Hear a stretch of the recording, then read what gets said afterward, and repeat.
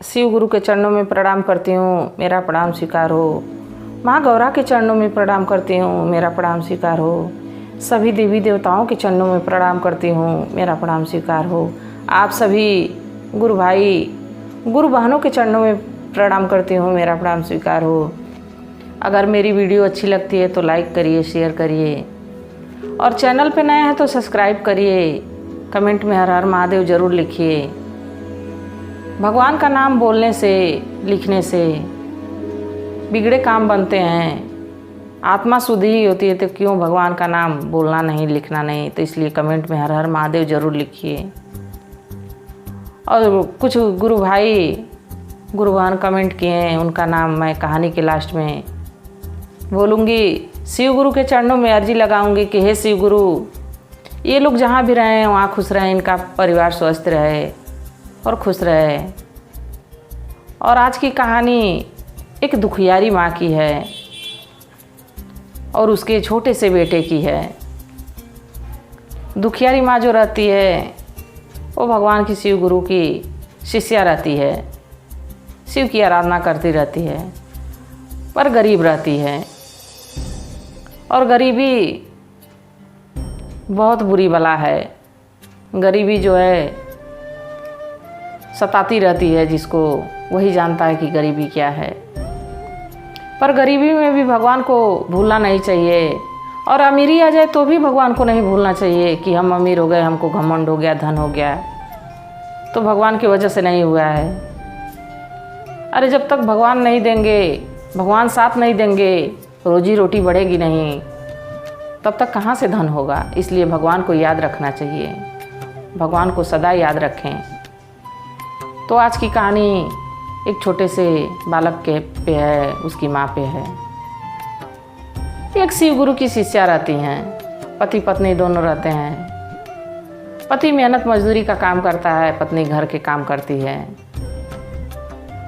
और इन लोग का एक छोटा सा बालक रहता है। तो मेहनत मजदूरी करते, जो भी दो चार पैसे कमाते, वो जब घर ले आते, राशन पानी ले आते, तो गुरु बहना जब खाना बनाती तो उसमें से जो भी खाना बनाती उसमें से भगवान का भोग लगाती और अपने बेटे को भी खिलाती और पति को भी खिलाती, अपने भी खाती। बिना भगवान के भोग लगाए हुए खाती नहीं थी। बाकी भगवान कभी कभी अपने भक्तों की परीक्षा भी लेने लगते हैं। तो उनका छोटा सा बालक रहता है, वो दूसरों के घरों में जाता है तो बच्चों को देखता है दूध पीते। तो उसको एक दिन इच्छा होती है, कहता है माँ से अपने कि माँ, मुझे बड़ा मन कर रहा है कि मैं दूध पीता। सारे बच्चे एक एक गिलास दूध पीते हैं, हमको भी थोड़ा मिल जाता तो हम भी पी लेते। माँ बेचारी क्या करती, देखिए माँ का कलेजा। सारी माँ सोचती हैं कि हम अपने बच्चे को दूध मलाई खिलाएं, खूब पकवान खिलाएं, जितना में रहता है उतना वो सोचती हैं कि अपने बच्चे को खूब बढ़िया बढ़िया खाना बना के खिलाएं, खूब बढ़िया बढ़िया कपड़ा पहनाएं। बाकी जिसके भाग में जितना रहता है उतना ही मिलता है। तो दुखियारी माँ बेचारी आटा घोल दी और घोल के उसका पूरा पतला सा घोल बना दी और अपने बेटे को दे दी।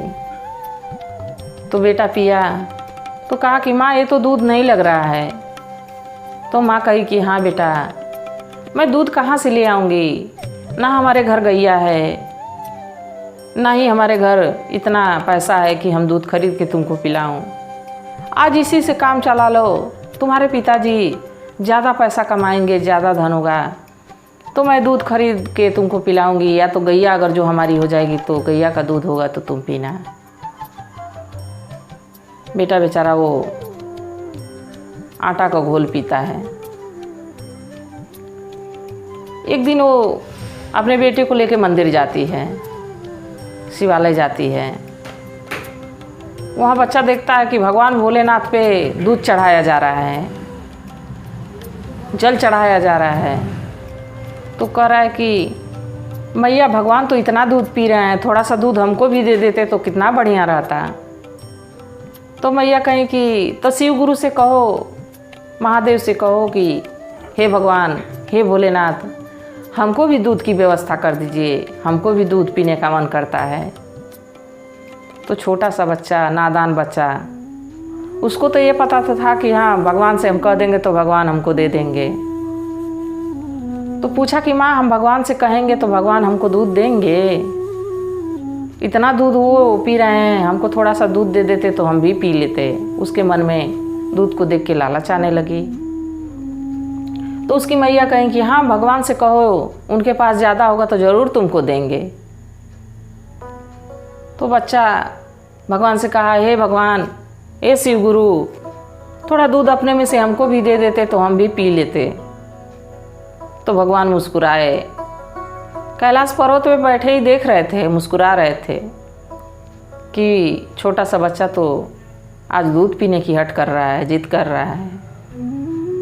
भगवान भोलेनाथ सारा जो चमत्कार, सारी बातें वहाँ से देख रहे हैं कि बच्चा क्या कह रहा है। और बच्चे के मन में श्रद्धा बैठ गई कि भगवान भोलेनाथ हैं, कभी ना कभी तो हमको दूध ज़रूर देंगे। इनसे जब बचेगा, इनका पेट भर जाएगा तो हमको ज़रूर दूध देंगे।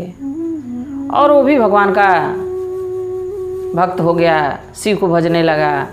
और जब भी वो मंदिर जाता तो बस यही बात कहता। धीरे धीरे बड़ा होने लगा, फिर भी यही बात कहता, हे भोलेनाथ, हमारी भी दूध की व्यवस्था कर दीजिए, आप तो इतना दूध पीते हैं। तो धीरे धीरे बच्चा 2-3 साल और बड़ा हुआ, 7-8 साल का हो गया। बाकी उसकी बात यही रही कि दूध हमको भी चाहिए। तो भगवान भोलेनाथ कहे कि आज इसकी परीक्षा लेनी चाहिए कि हमारा सच्चा भक्त है कि ऐसे दूध के लिए बस कहता है। तो जो भगवान है वो एक मजदूर का रूप बनाए, और जब वो मंदिर गया तो वो भी मंदिर आए, अपने ही मंदिर आए और अपनी बुराई चालू कर दिए। उस बच्चे से कहे, अरे शिव तो पत्थर है, कुछ नहीं सुनता, किसी की नहीं सुनता, तुम इससे क्या दूध मांग रहे हो? ये तुमको दूध देगा, इसका पेट खुद नहीं भरता। तो बच्चा गुस्से में तेज से डांटा उस मजदूर को। भगवान भोलेनाथ के रूप में जो थे मजदूर, जोर से डांटा और कहा कि चुप हो जाओ, तुम यहाँ से चले जाओ। तुम भगवान को नहीं मानते हो तो कम से कम जो हम मान रहा हूँ हमको मानने दो। हमारे भोलेनाथ तो बहुत अच्छे हैं। अरे मैं दूध मांगता हूँ, इसका ये मतलब नहीं है कि मैं उनका दूध मांगता हूँ कि आप हमको दे दीजिए। अब मेरे अंदर इतनी समझदारी हो गई है, मैं जानता हूँ कि भगवान भोलेनाथ पे दूध चढ़ाया जाता है, गंगा जल चढ़ाया जाता है, वो पीते नहीं हैं। अगर पीते भी होंगे तो जिस दिन देना होगा उस दिन हमको देंगे, बाकी हमको अपने रास्ते से मत भटकाओ, तुम चले जाओ यहाँ से। उसको डांटने लगता है वो लड़का। भगवान भोलेनाथ जो है मुस्कुराने लगते हैं कि फिर भगवान की बुराई चालू कर देते हैं। हाँ हाँ, तुम तो बात करोगे ही, तुम इसीलिए तुम लोग गरीब रहते हो, तुम लोग भगवान पे विश्वास करते हो, हमेशा भगवान को भजते रहते हो, इसलिए भगवान तुम लोग की तो मदद नहीं करता है। अरे देखो, हमारे घर में तो अनधन भरा है, हमारे घर में कई गैया हैं, हमारे घर में एक नंदी गैया भी है। तो कहता है कि हमें तुम्हारी नंदी गैया से कुछ नहीं लेना देना, हमको तो अपने प्रभु से लेना देना है। वो जिस दिन चाहेंगे उस दिन हमारी भी नंदी हो जाएगी, हमारे घर भी दूध होगा, हमारे घर भी धन होगा। तो जब भगवान अपनी परीक्षा में देखते हैं कि लड़का पास हो गया, तो वहीं पे प्रभु दर्शन देते हैं। और अपने असली रूप में जब आते हैं तो बालक जो है उनका पाँव पकड़ लेता है। अरे प्रभु, मैं बचपन से आपको बुला रहा था, छोटा था तब से आपको हम भज रहा हूँ, हमको ये पता था कि आप हमको दूध देंगे, बाकी ये नहीं पता था कि आप खुद आएंगे। तो उस बालक को जैसे भगवान दर्शन दिए, भोलेनाथ दर्शन दिए, उसके मन में श्रद्धा थी भगवान के प्रति। कोई बुरा बोले तो बुरा सुन नहीं सकता था भगवान के लिए। तो सारे हिंदुओं, सारे सनातनीय जितने लोग हैं, कोई भी भगवान के खिलाफ अगर जो बात करता है तो सुननी नहीं चाहिए। भगवान को सच्ची लगन, सच्ची श्रद्धा से मानना चाहिए, भगवान ज़रूर साथ देंगे। और शिव गुरु करें कि आप सब पे भी उनका आशीर्वाद बना रहे। और जैसा कि मैं कही थी, कुछ गुरु भाई, गुरु बहनों के मैं नाम भगवान शिव गुरु के चरणों में अर्जी लगाऊंगी। पहला नाम है नेहा यादव जी। नेहा गुरु बहना, बहुत बहुत धन्यवाद कि आप हर हर महादेव लिखें, इसके लिए कोटि कोटि धन्यवाद। शिव गुरु करें कि जहाँ भी रहें आप खुश रहें, महादेव की कृपा आप पे बनी रहे, आपके परिवार पे बनी रहे। और दूसरा नाम है चंदा देवी।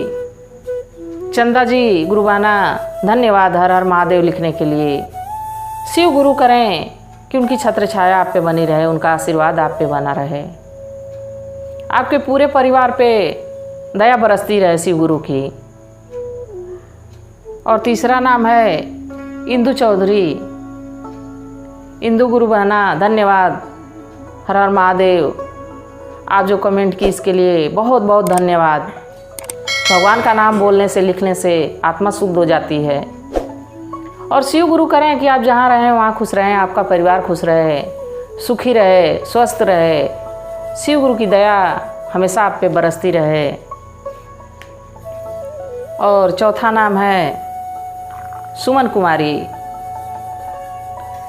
सुमन गुरु बहना, हर हर महादेव। महादेव करें कि उनकी कृपा आप पे बनी रहे, उनके छत्र छाया में आप रहें, उनकी दया आप पे बरसती रहे, आपके परिवार पे बरसती रहे, आपका परिवार स्वस्थ रहे, आप स्वस्थ रहें, जहाँ रहें वहाँ खुश रहें। रंजना सिंह। रंजना गुरु बहना, धन्यवाद हर हर महादेव बोलने के लिए, लिखने के लिए। हर हर महादेव लिखने से बुरे काम, बिगड़े काम सब जो है कि नष्ट हो जाते हैं और अच्छाइयों की शुरुआत हो जाती है। तो अच्छा अगर जो होता है तो भगवान का नाम बोलने से, लिखने से फायदा ही है। तो इसलिए भगवान का नाम बोलिए और लिखिए। भगवान शिव गुरु करें कि उनका आशीर्वाद आप पे बना रहे, उनकी छत्र छाया में आपका पूरा परिवार रहे, आप सुखी रहें। और रेखा देवी, रेखा गुरु बहिना, धन्यवाद हर हर महादेव लिखने के लिए बहुत बहुत धन्यवाद। शिव गुरु करें कि आप उनकी छत्र छाया में रहें, उनका आशीर्वाद आप पे बना रहे, आपके पूरे परिवार पे बना रहे, आप हमेशा खुश रहें और भगवान का गुणगान गाती रहें। और राम कृपाल जी गुरु भैया, धन्यवाद हर हर महादेव लिखने के लिए। महादेव जी की करें कि आप जो भी काम सोचें वो आपका काम पूरा हो, जिस क्षेत्र में रहें उस क्षेत्र में आपका नाम यश बना रहे, शिव गुरु की छत्र छाया में आप रहें। यशवंत कुशवाहा, यशवंत गुरु भैया, बहुत बहुत धन्यवाद हर हर महादेव लिखे, इसके लिए बहुत बहुत धन्यवाद।